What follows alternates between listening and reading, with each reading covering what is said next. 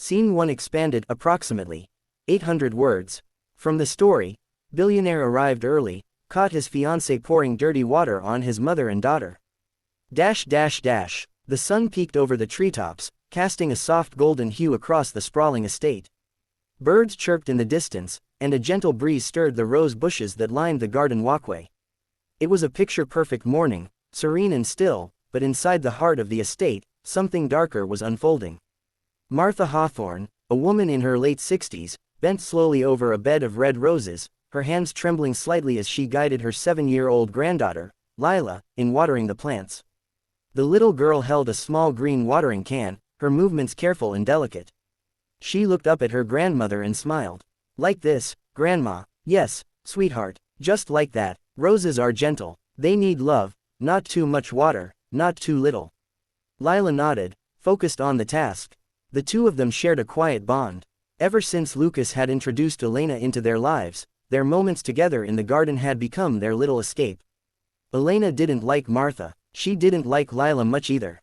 From the kitchen window, a pair of cold eyes watched them. Elena stood inside, her face flawless, her silk robe tied tightly around her waist. She had been awake for less than an hour, but the sight of the two in the garden already ignited her irritation. She had told them not to be visible in the mornings, especially when she had friends or spa therapists coming over. The estate was hers now, as she liked to believe, and she hated being reminded it wasn't, yet. Her manicured fingers clenched the handle of the bucket. It was filled with old mop water, grimy and smelling faintly of bleach and dirt. She didn't care. She stepped out through the back door and into the garden, her heels clicking against the stone tiles. The birds stopped singing. Martha looked up, the smile on her face fading quickly. Lila instinctively moved closer to her grandmother. "Elena," Martha said politely, "good morning." Elena didn't return the greeting. "I thought I made it clear," she said, voice sharp and cutting, "you two are not to be out here when I'm expecting guests. You're always underfoot, like stray pets." Lila flinched. "We're just watering the roses," Martha replied gently. "Lucas loves them. He said these were Lily's favorites." "I don't care what he said," Elena snapped. "This is my house now. And I want you gone when I say so." "Elena," Martha said softly, "this is still Lucas's home. And this is his daughter." Elena's face darkened. "Don't talk to me like you matter. You're just a burden. He's only keeping you out of guilt." She lifted the bucket in one swift motion. Lila took a step back. "No, please." The water came down fast, sloshing over both of them. The cold, dirty liquid soaked through Martha's thin cardigan and drenched Lila's sundress. The little girl gasped, letting out a whimper. Martha closed her eyes, silently taking it, the shock of it leaving her breathless for a moment. Elena dropped the empty bucket with a clang. "Next time, listen the first time," she said, turning to leave. Lila's eyes welled up with tears, not just from the cold but from the humiliation. "Why did you do that?" she asked, voice trembling. Elena turned, her voice now mocking. "Because neither of you belong here. And if you say a word to Lucas, I'll make sure you both do end up on the street." Martha wrapped an arm around Lila's shoulder, pulling her close. She didn't say a word. Her lips were tight, her hands shaking, not from fear, but from restraint. "Come on, darling," she whispered to Lila. "Let's go inside. Get you changed." The girl nodded, her tears now silently falling down her cheeks. As they turned to go back inside, they didn't notice the sleek black car pulling up just beyond the trees, nor the man stepping out of it with a travel bag slung over his shoulder. Lucas was home, and he'd seen everything, but neither Elena nor Martha knew it yet. And the garden, so quiet just moments before, now seemed to hold its breath. Would you like me to expand Scene 2 next in the same style? Scene 2 expanded approximately 800 words.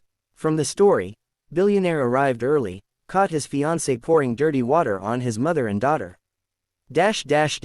Lucas Hawthorne stepped through the side gate, the gravel crunching softly under his Italian leather shoes.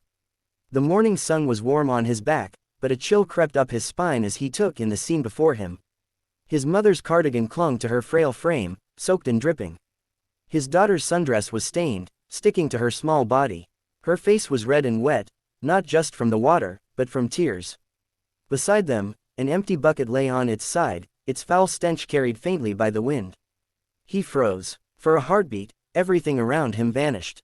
All the meetings, The boardrooms, the jet he had rushed onto the night before to surprise his family, none of it mattered.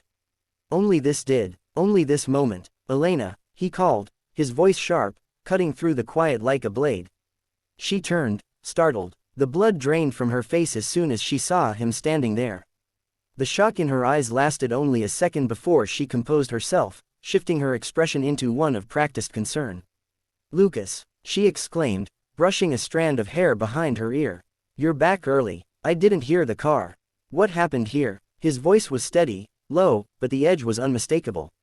She glanced at the bucket, then at Martha and Lila, then back at him. I was just trying to clean up.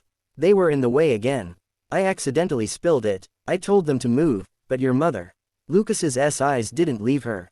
"You accidentally dumped a bucket of dirty water on a 70-year-old woman and a child." She opened her mouth to speak, but he cut her off with a wave of his hand. "Lila, come here." The little girl looked up at her grandmother, who nodded softly. She ran to her father, burying her face into his chest. He knelt and wrapped his arms around her, holding her tight. She was still shaking. He looked up at his mother. "You okay?" Martha nodded, her voice quiet. "We're fine. Just wet, that's all." Lucas stood slowly. He turned his gaze back to Elena, his face unreadable. "Elena," he said, his tone now detached, clinical. "How long?" Her eyes flickered. "How long what? How long have you been treating them like this?"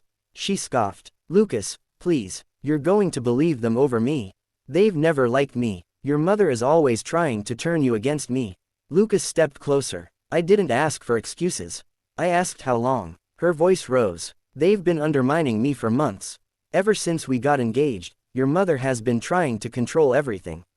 And your daughter, she just gets in the way. I have a right to set boundaries in my house. It's not your house." The words came out cold and final. Elena blinked. "Excuse me, this estate," he said, gesturing around, "was my father's. He left it to my mother. You've been living here because I allowed it. And Lila, she's my daughter, not some girl who gets in the way. You're really going to throw away everything over one misunderstanding?" Lucas tilted his head slightly. "A misunderstanding?" He pointed to the garden. "I saw what you did. I saw your face when you did it. There was no misunderstanding, Elena. There was cruelty." She stepped forward, her voice softer. Now, desperate. "Lucas, baby, please. You don't know how hard it's been, trying to fit into this family. You're never home. Your mother gives me that look. And that child, she's not mine. I try, but it's so hard." "I wasn't asking you to be her mother," he said quietly. "I was asking you not to be a monster." She gasped. "How dare you? No, how dare you?" His voice thundered now, louder than it had ever been in her presence. "How dare you hurt the two people who trusted you to care about them? How dare you speak to my mother like she's disposable? How dare you touch my daughter in anger?" She was silent, her mouth tight, jaw clenched. Lucas turned toward the garden path and waved toward the house. A uniformed security guard, who had been standing at a respectful distance, approached quickly. "Mr. Hawthorne, get her things together. She's leaving today." "Lucas, don't do this," Elena said, her voice low, urgent. "You'll regret it." He looked her dead in the eyes. "No, I regret that I ever let you near my family." She hesitated, then turned on her heel, storming back into the house. Lucas knelt again, this time in front of his mother. He gently touched her soaked sleeve. "I'm sorry I wasn't here sooner." Martha offered a tired smile. "You're here now. That's what matters." He looked down at Lila, who clutched his arm tightly. "No one will ever hurt you again," he whispered. And he meant it. The sun shone a little brighter. But this time, the birds didn't sing. They listened.